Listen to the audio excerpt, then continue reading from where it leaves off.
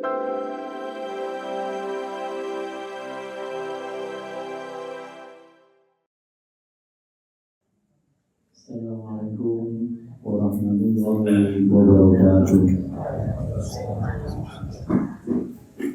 Bismillah, alhamdulillah, alhamdulillah, alhamdulillah, la haula wa la quwwata illa billah, amma ba'd. Para teman-teman, para kiai, para syukur, hadirin wa hadirat, jamaah sholat isya dan sholat tarawih, Allah menjadi sholat itu alhamdulillah.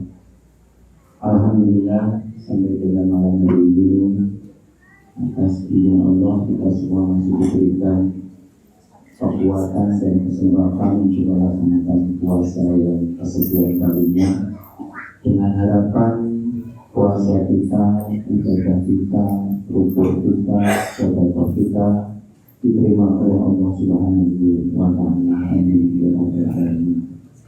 Shalawat masalah kepada Allah Subhanahu wa Ta'ala. Muhammad. Semoga berkurang pada diri Nabi Muhammad Sallallahu Alaihi Wasallam, yang mana kita selalu mengharapkan syafaatnya min al-Islam ila yaumil qiyamah. Amin ya rabbal alamin. Bapak Ibu sekalian yang saya hormati, semoga pulih terus. Jadi jadwal ulang pertama jadi karena ini itu jadwal yang berubah sehingga pulau pertama itu jadi jadwal yang asli ini.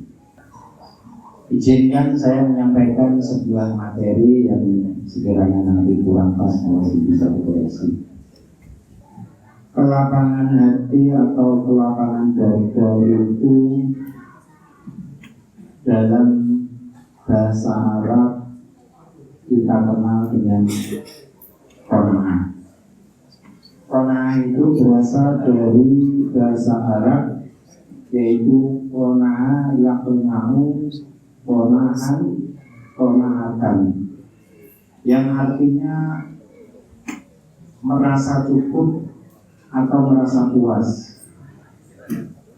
Dalam istilah syariat, qanaah bisa diartikan sebagai sikap tidak tamak terhadap dunia dan merasa ridho dengan rezeki yang Allah Subhanahu wa Ta'ala diberikan kepada kita sampai dengan hari ini. Itu secara bahasa Arab dan secara syariat.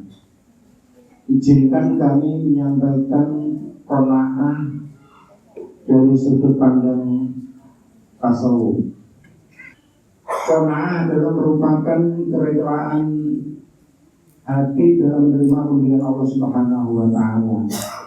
Pembahasan ini bisa kita lihat dalam surat Al-An'am ayat 97, yang kurang lebih artinya, siapa saja yang beramal soleh baik laki-laki maupun perempuan, sedangkan ia adalah orang beriman, maka kami akan menghidupkannya dengan kehidupan yang baik.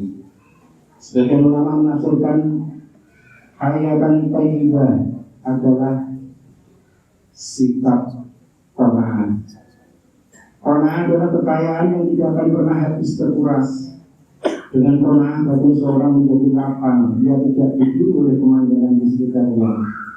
Orang yang qanaah tidak memperbudak diri untuk mengejar ilusi kebahagiaan sebagaimana yang tampak pada orang lain.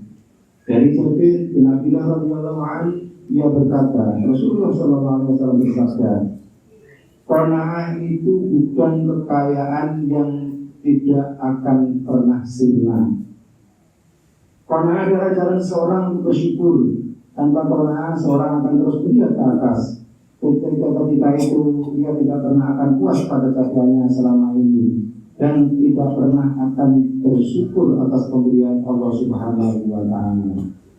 Dalam riwayat lain dari Abu Hurairah radhiyallahu anhu, ia berkata, Rasulullah sallallahu alaihi wasallam bersabda, jadilah kamu orang yang wara', niscaya kamu menjadi hamba Allah yang paling taat.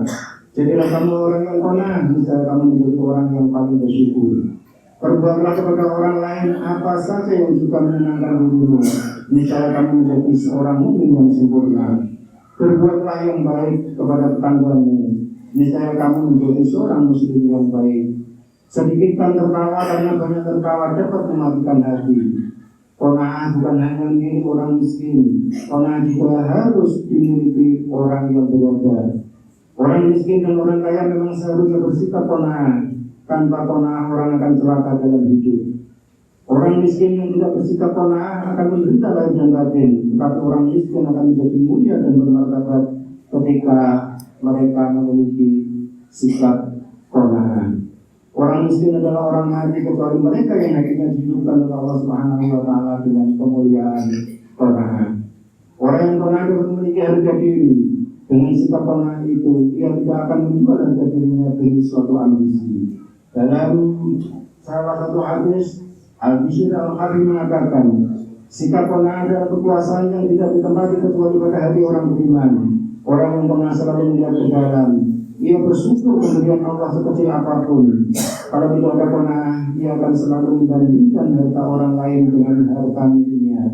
Dari sini gangguan pikiran dimulai. Batinnya selalu menyesal dan tidak pernah merasa bahagia atas pemberian Allah Subhanahu wa taala kepadanya. Orang yang pandangannya tertuju pada harta di tangan orang lain akan merasakan penderitaan kesedihan yang berkepanjangan. Inilah kultus pada malam hari ini. Saya seperti yang lain membaca, aku main-main moco dan moco kafe. Semoga yang sedikit ini bisa menjadi berarti bagi kita tentang apa sudut pandang pengertian dari qanaah itu. Dan sekali lagi kami mohon maaf atas kekurangan. Assalamualaikum warahmatullahi wabarakatuh.